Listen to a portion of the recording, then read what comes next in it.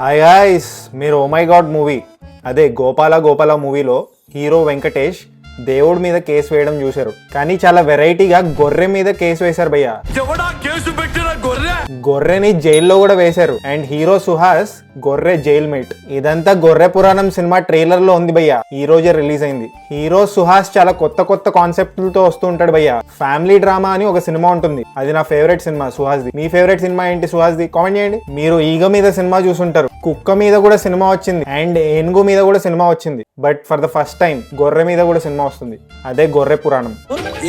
ముఫాజా అనే Hollywood animated మూవీలో మహేష్ బాబు గారు లాయన్ కి వాయిస్ ఇచ్చారు భయ్య. ఈ సినిమాలో గొర్రెకి తరుణ్ భాస్కర్ గారు వాయిస్ ఇచ్చారు. చాలా సున్నితమైన ఇంకా కాంట్రవర్షియల్ టాపిక్స్ ని టచ్ చేశారని తెలుస్తుంది ఈ సినిమా ట్రైలర్ చూస్తుంటే. చూడాలి మరి రీసెంట్ టైమ్స్ లో కమిటీ కుర్రోళ్ళు, 35 ఇంకా మత్తు వదలరా 2 హిట్ అయినట్టు ఈ సినిమా కూడా హిట్ అవుద్దా? 28th సెప్టెంబర్ కి మూవీ చూసి డిసైడ్ అవుదాం భయ్య.